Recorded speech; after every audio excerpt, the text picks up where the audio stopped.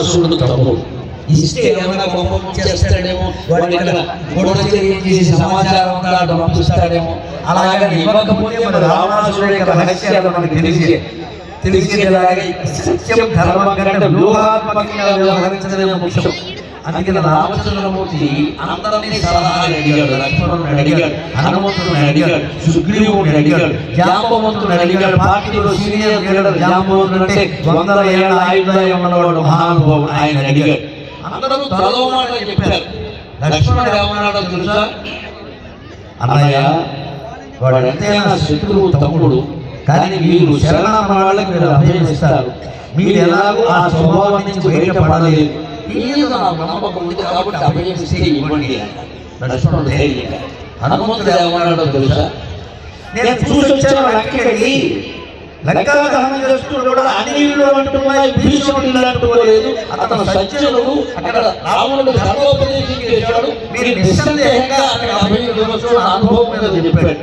జాంబవంతుడు ఏమన్నాడో తెలుసా? పార్టీలో సీనియర్ సుగ్రీవ అలా మాట్లాడే విభీషణుడు అంటే నాకు ఇష్టం అన్నాడు. అవునా, అయితే వాడిని పెట్టుకో అని సుగ్రీవుడు వెళ్ళిపోతాడు. సుగ్రీవుడు కాదు, ఆయనతో పాటు వానరసేన వెళ్ళిపోతుంది. రాముడు పార్టీ నీకు అవుతుంది. ఇక్కడ రాజనీతి ఇజ్జత వ్యూహం ప్రకారం సుగ్రీవుడు బాధపడకుండా రాముడు ఎంత తెలివిగా మాట్లాడాడు తెలుసా? సుగ్రీవ ఒక్క మాట విను. నసర్వే భ్రాతరస్తాత నసర్వే భ్రాతరస్తాత భవంతి భరతోపమాగ నసర్వే భ్రాతరస్తాత భవంతి భరతోపమాగ మద్విధావా పితుపుత్రాగ సుహృదోవా భవద్విధాగ. ఇది అర్థం సారాంశం ఏమిటంటే, సుగ్రీవ తమ్ముడు అంటే భరతుడయ్యా, అటువంటి తమ్ముడికి ఎవరు ఉండదు. నసర్వే భ్రాతరస్తాత భవంతి భరతోపమా అంటే భరతుడు గొప్ప తమ్ముడు అన్నాడు లక్ష్మణుడు ఎదురుగా పెట్టుకున్నాడు. ఎందుకన్నాడు? లక్ష్మణుడు తనతో పాటుగా ఇక్కడ అరణ్యవాసానికి వచ్చాడు. రాజ్యం రాముడు తీసుకోకపోయినా లక్ష్మణుడికి రాదు, కానీ భరతుడికి వచ్చింది రాజ్యం. వచ్చిన రాజ్యాన్ని సైతం వదిలిపెట్టేసి రాముడి దగ్గరకు వచ్చి 3 నెలల్లోనే వచ్చి రాముడు కాళ్ళ మీద పడి ఇది నీ రాజ్యం, నువ్వు స్వీకరించాలి అన్నాడు. అది భరతుడు అంటే, అది భరతుడు అంటే. అందుకే మన దేశాన్ని భారతదేశం అన్నారు ఖచ్చితంగా. త్యాగం త్యాగం త్యాగం. భరతుడు త్యాగం గొప్పది, లక్ష్మణుడు త్యాగం కంటే. లక్ష్మణుడు కూడా ఉన్నాడు, సేవలు చేశాడు, అది వేరే విషయం. కానీ భరతుడు ఎటువంటి వాడు అంటే ఆయన వచ్చేసింది రాజ్యం. ప్రమాణ స్వీకారం కూడా చేయాల్సి వచ్చింది, తప్పదు. 14 ఏళ్ళు పరిపాలించాల్సి వచ్చింది, తప్పదు. ఇంత రాజ్యం తనకు వచ్చినా సరే ఆశపడకుండా రాజ్యం 3 నెలలు మాత్రమే అక్కడ ఉండి సైన్యంతో సహా మంత్రులతో సహా అప్పటికే భర్తలు పోయి బాధపడుతున్న తల్లులు ముగ్గురుతో సహా అరణ్యానికి వచ్చి రాముడు బాగా ఆశ్రయించారండి. అందుకే రాముడు నీ తమ్ముళ్ళలో ఎవరు గొప్పవాడు అంటే అందరూ గొప్పవాడే, కానీ ఒక్క మార్కు భరతుడికి ఎక్కువేస్తాను. వచ్చిన రాజ్యాన్ని కూడా త్యాగం చేశాడు కదా, అందుకని అది త్యాగం కింద లెక్క కదా. ఎప్పుడు మనం గుర్తుపెట్టుకోవాలి, మనకి ఎక్కువగా ఉండి ఎవరికైనా ఏదైనా ఇస్తే దాన్ని దానం అంటారు. మనకి రావాల్సిన దాన్ని వదులుకుంటే దాన్ని త్యాగం అంటారు. ఆలోచించండి, మనకి ఎక్కువగా ఉండి ఎవరికైనా దానం ఇస్తే దాన్ని దానం అంటారు, త్యాగం కాదు. ఎక్కువగా ఉండి ఇచ్చాం.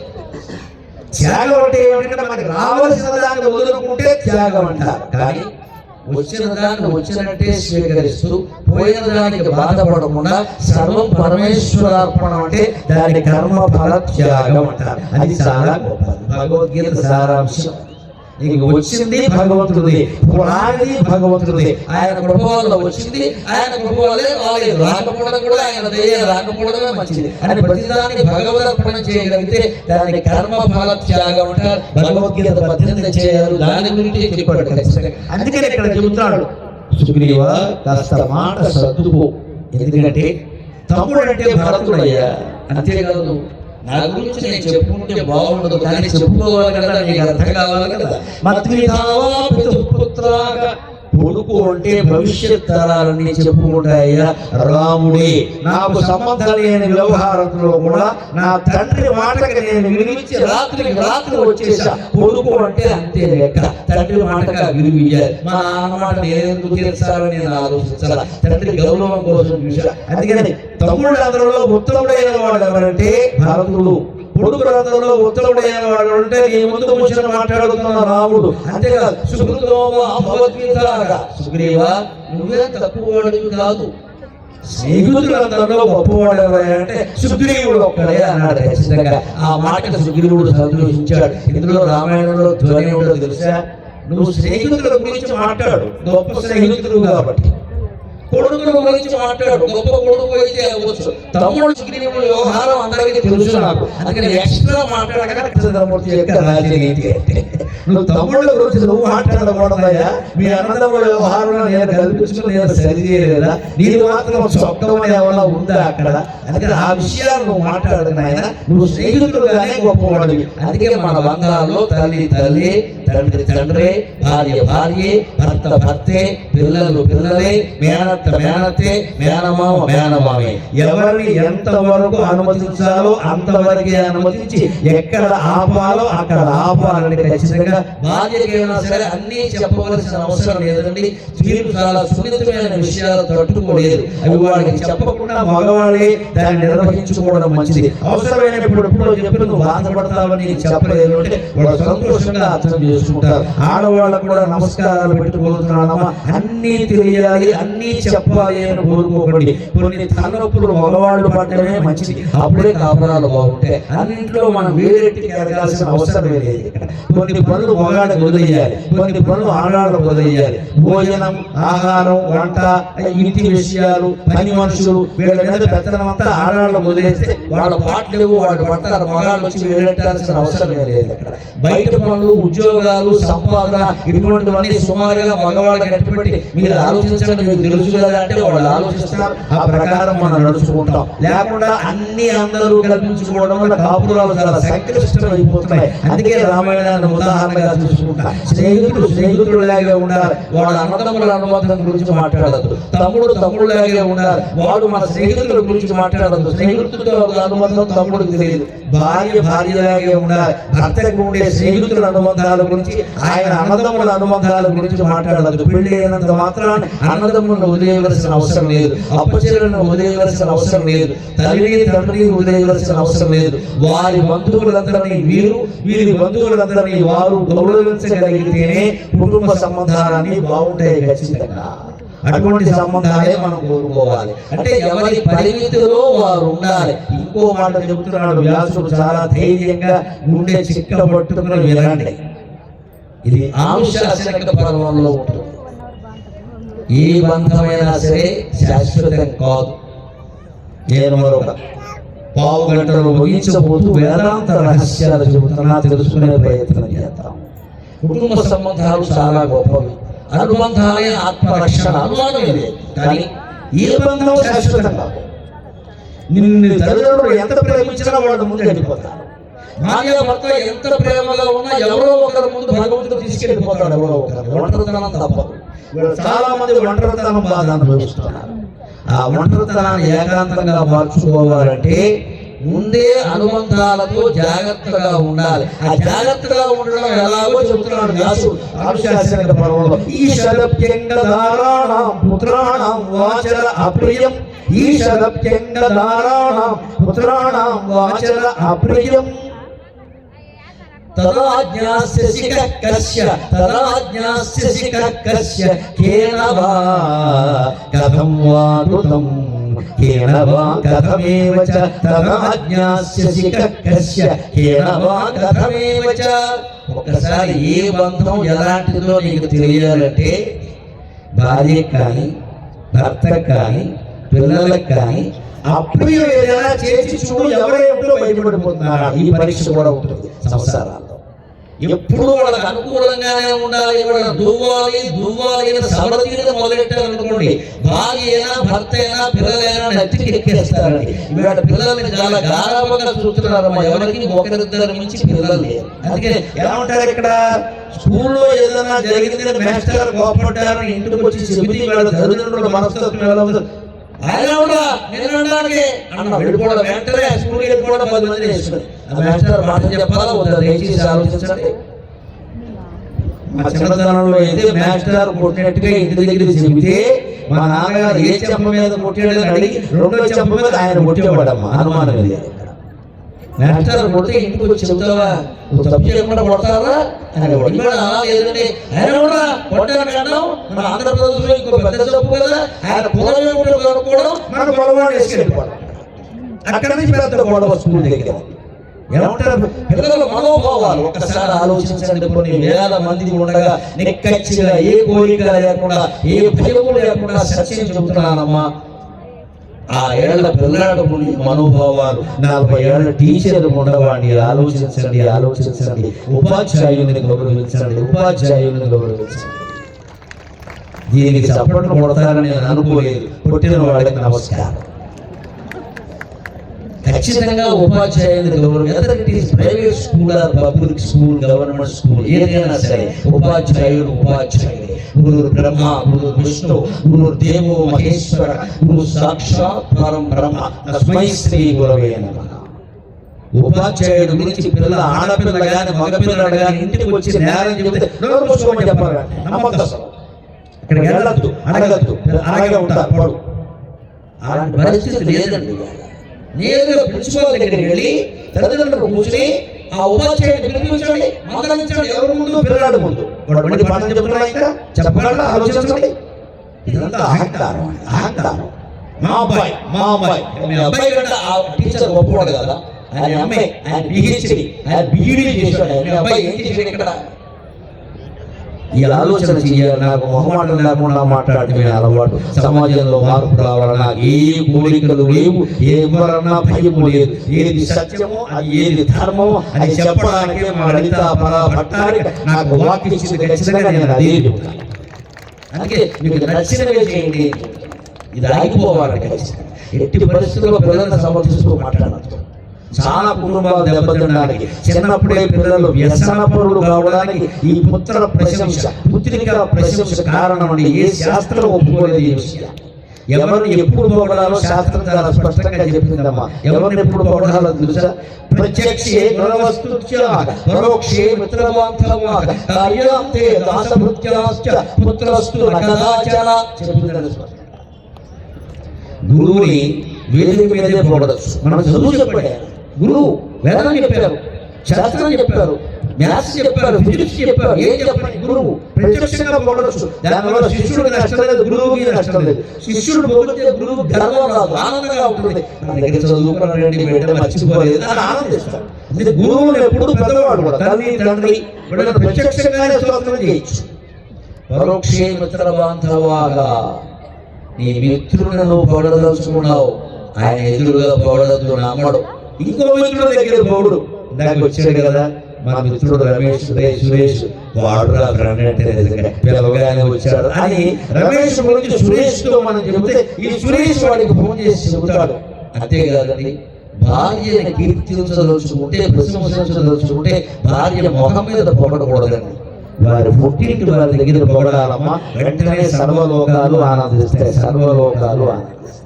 వాళ్ళ అన్నయ్య దగ్గర, వాళ్ళ నాన్నగారి దగ్గర, వాళ్ళ అమ్మగారి దగ్గర వాళ్ళు కనపడగా అత్తయ్య గారు ఎంత మంచి అమ్మాయినికైనా ఇచ్చారని అంటే ఆ తల్లి కడుపు చల్లగా ఎంత ఆనందిస్తుందండి. ఆవిడ ఎంత ఆనందిస్తుంది. అప్పుడు అమ్మాయిలో ఏదైనా తేడా ఉంటే అల్లుడు మంచివాడేనమ్మా, నువ్వు సరిగ్గా ఉన్నాడు అమ్మాయికి ఆవిడే చెబుతుందమ్మా, మనం చెప్పక్కర్లేదు. ఈ రకంగా కుటుంబ సంబంధాలు మెరుగు చేసుకోవాలి.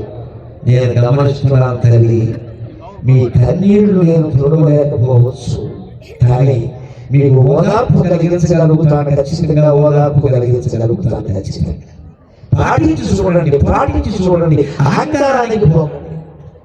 భర్తను ప్రశంసించాలంటే నేరుగా అనొచ్చు, లేదా పిల్లల దగ్గర అనాలంటే పిల్లల దగ్గర అనాలి. నేరుగా అంటే భర్త కూడా వచ్చేస్తుంది ఖచ్చితంగా. అరే నాన్నగారిని చూడరా, నేర్చుకోవాలా, ఆయన ఎప్పుడు లేచారు, నువ్వు ఎప్పుడు లేచున్నావు. ఈ మాట చెప్పడానికి ముందు ఇంకో మాట, ఆ నాన్న వాడు పొద్దునే లేవాలి, నమస్కారం. వాడు లేకపోతే వాడు చెప్తాడు ఇక్కడ, వాడు ఇంకా పడుకుంటే. అందుకని ఈ తండ్రి అన్నవాడు ముందు లేవాలి. మేము ప్రయాణాలు చేస్తుంటే మాతో ఏం చెప్తారంటే కొంతమంది తల్లిదండ్రులు పిల్లలకి భక్తి గురించి చెప్పండి. ఏం చెప్పడం కదమ్మా, మీరు లేవడం పొద్దునే, మీరు 5ంటికి లేవండి, 6ంటికి దేవుడు గుళ్ళో కదా మీ ఇంట్లో పూజా మందిరంలో కూర్చోండి. ఖచ్చితంగా ఆడవాళ్ళు అక్కడ దీపం పట్టండి, మగవాళ్ళు పక్కన ఉండండి. దీపం చెప్పారు, దీపం సర్వతమోప చూడండి. వెంటనే మీ పిల్లలకి భక్తి అలవడుతుందమ్మా. ఎవరు చెప్పక్కర్లేదు.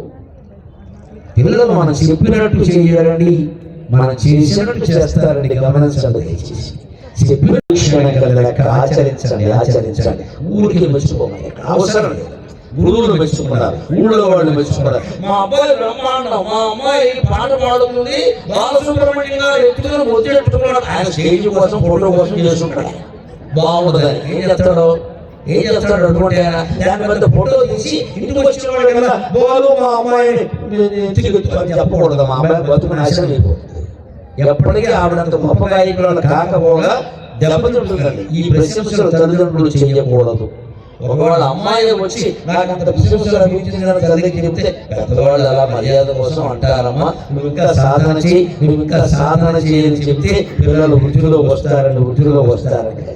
అందుకే ఇక్కడ వ్యాసుడు చెబుతున్నాడు, ఒక్కసారి కుటుంబ సంబంధాల విషయంలో వాళ్ళకి ఇష్టం లేని పని చేసి చూడు. ఈశ్వరప్యంగా అప్రియం కొడుకులు కూతురుల విషయంలో గాని, భార్య భర్తల విషయంలో గాని నువ్వు అప్రియం ఇష్టం లేని పని చూసి చూడు. అప్పుడు అప్పుడు ఎవడు నీవాడో, ఎవడు పరాయి వాడో, ఎవడు నీతో ఉంటాడో, ఎవడు నీకు సొట్టెట్టేస్తాడో అనుమానం లేకుండా, ఎవడు నీకు ద్రోహం చేస్తాడో, ఎవరు నీకు స్నేహంతో ఉంటారో అన్నీ తేలిపోతాయ్యా. ఒక్కసారి అప్పుడప్పుడు వాళ్ళకి ఇష్టం లేని పనులు చేసి చూడాలి. కుటుంబ యజమాని కదా అంటే మానవ సంబంధాలన్నీ అవసరాలే. గమనించండి, ప్రతి బంధము అవసరమే. తల్లిదండ్రులు పిల్లల్ని ప్రేమించడం కూడా అవసరమే. వారికి ఒక మమకారం కావాలి, అందుకే ప్రేమిస్తారు. ఆ మమకారాన్ని వారికి అందించేస్తే వారి రుణం తీరిపోయింది. అలాగే భార్యని భర్తని భార్య ప్రేమించడంలో అవసరాలు ఉంటాయి. శారీరక బంధం ఉంటుంది, మనోబంధం ఉంటుంది, రక్షణ ఉంటుంది, అనేక ఉంటాయి. ఆ అవసరాలు తీరిపోతే అది అయిపోతుంది. అంతిమంగా చేయవలసింది ఏమిటో ఒక్క మాట మీకు ధైర్యం కలిగించడం చెబుతా. సంసారం అంటే ఏమిటో అది చెప్పుకుని మనం సెలవు తీసుకుందాం. కేవలం 5 నిమిషాలు. ఆలు మగలు మూడి రేలు మగలు కూడా అనురాగంధమ్మునలదుకొనుడు. ఆలు మగలు మూడి రేలు మగలు కూడా అనురాగంధమ్మునలదుకొనుడు. చిగురు చిన్ని పాపలతోడ చిగురు టాకుల నీడ భుజన గూడలో కుదురు కొనుడు. చిన్ని పాపలతోడ చిగురు టాకుల నీడ భుజన గూడలో కుదురు కొనుడు.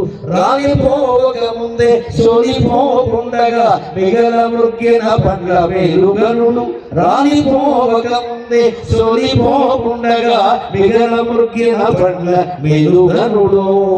దాని దానయ్యల దానములటుంచి అవసరమునగైన ఆలుకొనుడు. ఇది గృహస్థశ్రమము, ఇది జగత్తు నిలిచియుండంగా పోసిన నీరు నారు. ఇది గృహస్థశ్రమము, ఇది ఈ జగత్తు నిలిచియుండంగా పోసిన నీరు నారు. ఇది ఆత్మ సాక్షాత్కార పదము.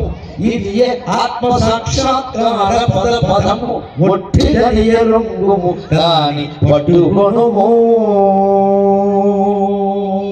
ఒట్టిదనియ రంగుము కాని పట్టుకొనుము. బ్రహ్మ సత్యం జగన్ మిథ్య జీవో బ్రహ్మైవ అపరగ జీవన్ముక్త సుత విద్వాన్. ఇది వేదాంత రెండివగ శంకరాచార్య మాట. పరమాత్మ సత్యం, ఈ జగత్తు మిథ్య. జగత్తులో అన్ని బంధాలు మిథ్యే. కానీ ఏ బంధంతో ఎలా ఉండాలో అలాగే ఉండాలి. ఆలు మగలు కూడి రేలు మగలు కూడా అనురాగంధమ్మునలదుకొనుడు. శారీరక బంధం ఉన్నప్పటికీ ప్రేమ బంధం ముఖ్యం కావాలి. అందాన్ని బట్టి ప్రేమించే దౌర్భాగ్య లక్షణం ఉండదు. వయస్సును బట్టి కాదు, ఆకర్షణను బట్టి కాదు, డబ్బును బట్టి కాదు. నీ కోసం నేనున్నాను, నా కోసం నువ్వు ఉన్నావు అని చెప్పగలిగితే ఆ బంధాన్ని నిలబడుతుంది ఖచ్చితంగా. ఇది నిలబడేందుకు చిన్ని పాపలతో చిగురు రాకుండా నీళ్ళ బుజ్జన గోళ్లలో కుదురుకోడు. చిన్నపిల్లలు బొమ్మలు ఆడుకున్నట్టుగా చిన్నపిల్లలతో మనం ఆడుకోవాలి ఖచ్చితంగా. తండ్రి కొడుకును ప్రేమించేటువంటి తాతగారు ఏం చేస్తారండి, ఆయన పెద్ద ఎమ్మెల్యే కావచ్చు, మంత్రి కావచ్చు, పెద్ద పారిశ్రామికవేత్త కావచ్చు, మనవడు పుట్టగానే ఏం చేస్తాడు, ఆయన గౌరవం అయిపోయి 4 కాళ్ళ మీద పడుకుని మనవాడిని వేదెక్కించుకుంటాడు. అంత మాత్రం చేస్తే ఆయన అధికారం ఏమైనా తగ్గిందా? మనవడంటే మనవడే. పైగా జుట్టెట్టుకోమంటాడు. పైగాను తాతగారు పట్టుకుంటాడు. అది తాతగారి ఆనందం. అలా పిల్లలతో మనం ఆడుకోగలిగితే వాడు స్మార్ట్ ఫోన్తో ఆడుకునే ప్రయత్నం చేయండి. ఒక్క మాట చెబుతున్నా, ఇంతమంది వింటున్నారు కాబట్టి పిల్లలకు కావాల్సింది మన సంపద కాదండి, మన సమయం కావాలి, మన సమయం కావాలి. ప్రయత్నం చేయండి, ప్రయత్నం చేయండి. They need hour time, not our money. ఓట్లు ఇవ్వడం ముఖ్యం కాదు. ఇక్కడ ఎక్కడెక్కడో విదేశాల్లో తిరగడం, ఎక్కడెక్కడో రాజకీయాల్లో మునిగిపోవడం, ఎక్కడెక్కడో తిరుగుతూ ఉండడం, అర్ధరాత్రి అపరాత్రి ఇంటికి రావడం, ఏమి నాన్న అనగానే నీకోసమే కదా ఇదంతా పడాల్సిందే, చూడు పడాల్సిందే. తొందరపడి మగవాళ్ళు హామీ సంతకాలు పెట్టి సంసారాలు నాశనం చేసుకోవాలి. ఇవాళ రెండు కారణాల వల్ల సంసారాలు ఆర్థికంగా దెబ్బతింటున్నాయి. ఒకటి ఈఎంఐలు, జీతానికి మించిన ఈఎంఐలు పెట్టేస్తున్నారు. రెండోది ఏమిటో తెలుసా, ఆశ ఎగుతుడికి ఈశ ఎగుతుడికి భార్య చెప్పకుండా భర్త ఇచ్చేస్తారు. ఇప్పుడు ఆడవాళ్ళు కూడా బాగా ముదిరిపోయారు. వాళ్ళు శుభ్రంగా నెట్లో పెట్టేస్తున్నారు, లక్షలు కాదు కోట్లు పెట్టేస్తున్నారు. నమస్కారం పోయిన తర్వాత పేపర్లో వస్తున్నాయి. ఇక్కడ పైగా వీళ్ళంతా చదువుకున్న వాళ్ళు, పెద్ద పెద్ద అధికారులు. బుద్ధి ఎలా మనకి ఇస్తుందో తెలియదు. 2 లక్షలు పెట్టి 2 కోట్లు నువ్వు ఆశించావంటే సైబర్ నేరం చేసిన వాడి తప్పు కాదండి, ఈ పెట్టిన వాడిదే తప్పు అంటే ఖచ్చితంగా.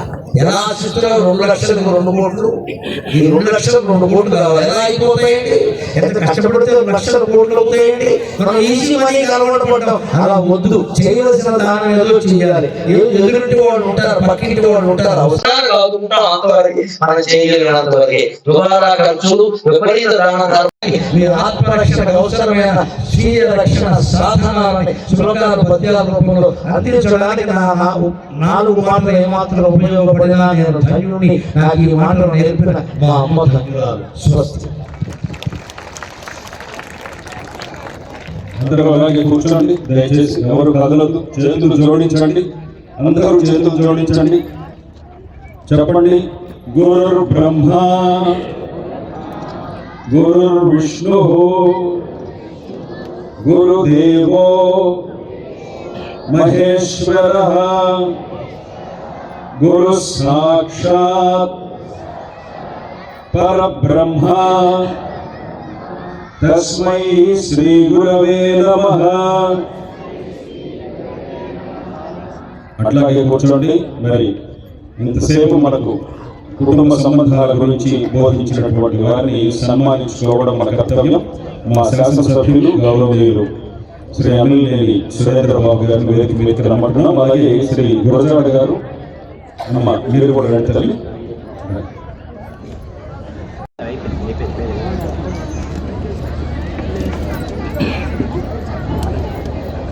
మన ప్రియతమ శాసనసభ్యులు గౌరవనీయులు శ్రీ అమిలినేని సురేంద్ర బాబు గారు ఈ సందర్భంగా వందన సమర్పణ పూర్వక ముగింపు ప్రసంగం చేస్తారు.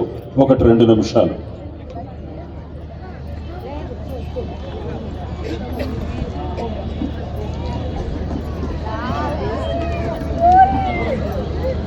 చాలా గొప్పగా కుటుంబం ఎలా ఉండాలి, మనం ఏ విధంగా ఎదుర్కోవాలి అనేది ప్రత్యక్షంగా ఈరోజు నేను వినడం చాలా గర్వంగాను, మనం చేసే తప్పులు ఏదైనా ఉంటే సరిదిద్దుకునేదానికి అవకాశం ఉన్నందుకు చాలా సంతోషంగా ఉంది. గురువుగారు చాలా విషయాలు కూడా చెప్పారు. కొన్ని విషయాలు సక్రమంగా చేస్తున్నా, కొన్ని విషయాల్లో తప్పులు చేసే విషయాలు కూడా సక్రమంగా వివరించడం జరిగింది. నా వంతుగా ఏదైతే నేను ఆ తప్పులు సరిదిద్దుకునే ఏర్పాట్లు కూడా చేసుకుంటాను. మీరు కూడా గురువుగారు చెప్పిన విషయాలన్నీ కూడా దృష్టిలో ఉంచుకొని, మనం ఇప్పుడు 1000 మంది ఉన్నారు, ఈ 1000 మంది ఇంకా వెళ్ళి ఇంకో కొద్ది 1000 మందికి మనం ఎప్పుడైతే చెప్పగలుగుతామో గురువుగారికి సంతృప్తికరంగా ఉంటుంది. మన ప్రాంతం మీద ఉన్న ప్రేమాభిమానాలు స్పష్టంగా చెప్పడం జరిగింది. ఏదైతే శ్రీరాముడికి పట్టాభిరాముడికి మనం ఏ రకంగా పూజించాలి, పట్టాభిరాముడిని చూసి ఏ విధంగా గురువు గారు అక్కడ దేవాలయంలో పాట పాడటం కూడా నేను చూశాను. చాలా ఆనందం. మన శ్రీరామ పట్టాభిరాముడిని ఎప్పుడు కూడా దైవభక్తితో ప్రేమిద్దాం, అందరూ కూడా గురువు గారు చెప్పినట్టు పాటిద్దామనేదే నా విన్నపం. ఈరోజు నిజంగా చాలా గర్వంగా ఉంది. గురువు గారు మీకు మా సాష్టాంగ నమస్కారాలు, పాదాభివందనాలు తెలియజేస్తూ మా కళ్యాణ ప్రాంతాల ప్రజల తరఫున నా హృదయపూర్వక ధన్యవాదాలు తెలియజేస్తున్నా.